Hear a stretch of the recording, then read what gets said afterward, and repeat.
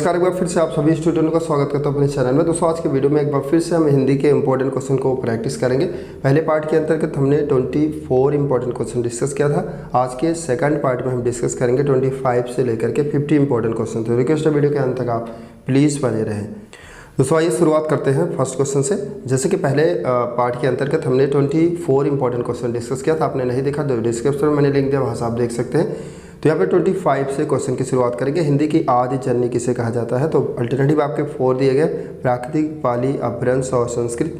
जो right answer होगा D alternative पूरी तरह से राइट आंसर होगा। नेक्स्ट क्वेश्चन की बात करेंगे दोस्तों, तो यहाँ पर 26 नंबर का प्रश्न है कि हिंदी वर्णमाला में आयोगवाह वर्ण कौन से हैं? तो आयोगवाह वर्ण की बात करेंगे दोस्तों, तो यहाँ पर सी अल्टरनेटिव अंग आपका पूरी तरह से राइट आंसर होगा। नेक्स्ट क्वेश्चन की बात करेंगे, 27 नंबर का प्रश्न है कि वर्णमाला किसे कहते हैं? तो यहाँ पर परिभाषा से भी बहुत सारे प्रश्न बनते हैं। तो कोई चीज़ आप लर्न करते हैं तो परिभाषा को 100% याद करें। तो फिलहाल यहाँ पर वर्णमाला किसे कहते हैं दोस्तों? वर्णों के व्यवस्थित समूह को ही वर्णमाला कहा जाता है, जो कि ये कथन जो है सी अल्टरनेटिव में दिया गया है। तो फिलहाल हम 28 नंबर प्रश्न की बात करेंगे। तो निम्न में कंठय ध्वनियाँ कौन सी हैं? आप वर्णमाला के अंतर्गत इन सारे जो है कंठय, मूर्धन्य, तालव्य जो भी दिया गया है पूरा याद करें, क्योंकि यहाँ से प्रश्न एक या दो बनते रहते हैं। तो फिलहाल यहाँ पर सिंपल सा बात है कि कंठय ध्वनि के अंतर्गत का, खा ये सारे वर्ड आते हैं। तो का से शुरुआत होती है। तो डी अल्टरनेटिव प्रश्न के अकॉर्डिंग पूरी तरह से राइट आंसर होगा। यहाँ पर फिलहाल हम 29 प्रश्न में आंसर भी ऑलरेडी कर रखा है बाय मिस्टेक। तो स्थान के आधार पर बताइए कि मूर्धन्य व्यंजन कौन सा? तो ये आपका फर्स्ट अल्टरनेटिव पूरी तरह से राइट आंसर होगा। यहाँ पर 30 नंबर प्रश्न की बात करेंगे तो निम्नलिखित में से अल्प प्राण वर्ण कौन से हैं? अल्प प्राण यहाँ पर पूछ रहा है, जो कि हर एग्जाम में यहाँ से प्रश्न बनते रहते हैं। पूरी तरह से राइट आंसर होगा। यहाँ पर 31 नंबर प्रश्न की बात करेंगे तो प्रश्न की मैं आज नहीं पढ़ूंगा, तो वाक्य किस प्रकार का है दोस्तों? तो यहाँ पर जैसे कि 4 अल्टरनेटिव दिया गया है।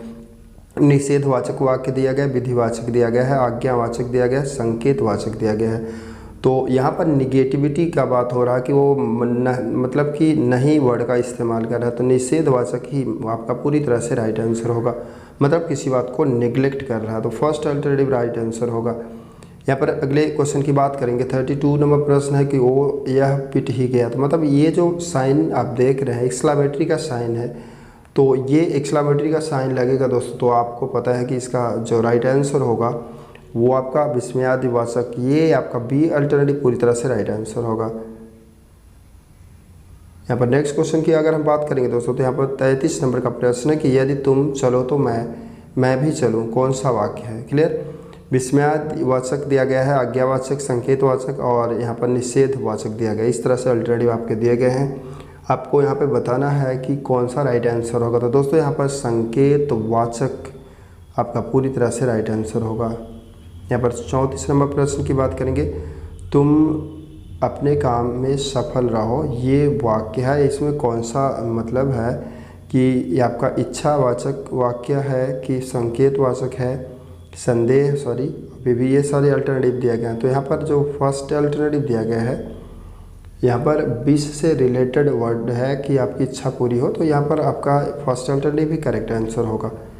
35 नंबर प्रश्न की बात करेंगे तो यहाँ पर दिया कि रस भरा कौन सा, मतलब जो रस भरा वर्ड का इस्तेमाल किया गया है, इस पर समास तत्पुरुष समास कौन सा है, आपको ये फाइंड आउट करना है।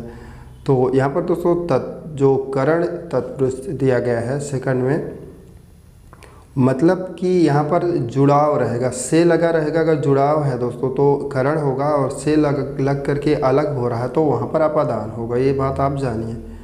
यहाँ पर 36 नंबर प्रश्न की बात करेंगे तो प्रश्न है कि स्वर्ग प्राप्त में कौन सा तत्पुरुष है? फिलहाल यहाँ पर क्वेश्चन का आंसर ऑलरेडी कर चुका हूँ। तो कर्म जो है तत्पुरुष के अंतर्गत होगा, चूँकि तत्पुरुष के भी 6 प्रकार होते हैं और वो सारी चीज़ें यहाँ पर दी रही हैं। बार बार प्रश्न पूछ रहा है। बाकी टोटल समास की बात करेंगे तो 6 होता ही है, लेकिन स्पेशली समास में तत्पुरुष की बात करेंगे तो इसके पर्सनल के 6 भाग होते हैं। 37 नंबर प्रश्न की बात करेंगे तो यथासंभव में कौन सा समास है, ये आपको करना है दोस्तों। यथासंभव में कौन सा समास होगा? 37 नंबर का प्रश्न है।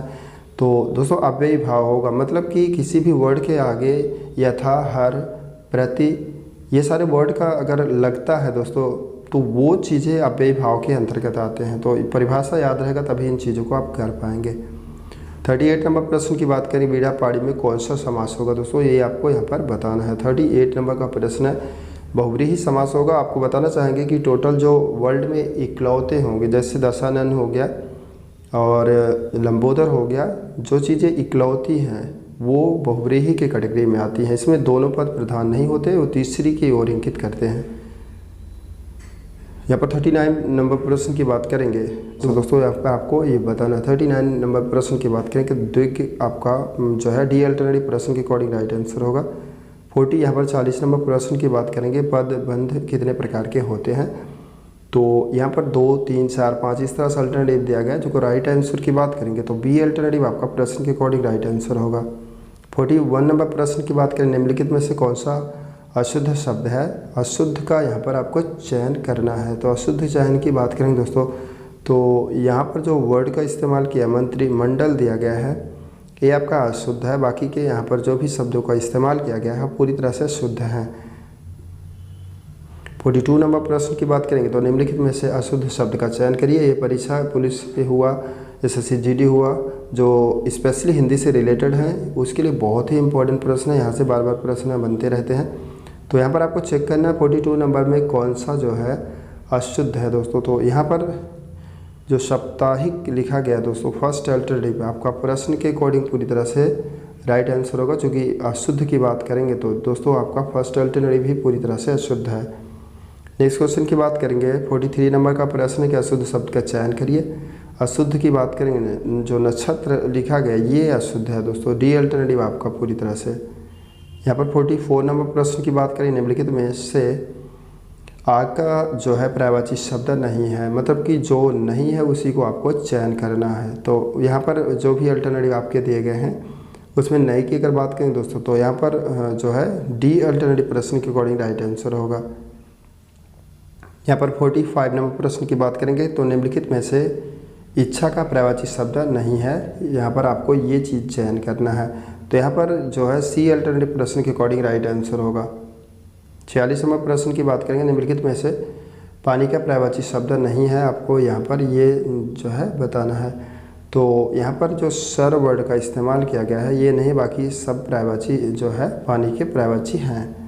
47 नंबर प्रश्न की बात करेंगे तो निम्नलिखित में से घर का पर्यायवाची शब्द नहीं है।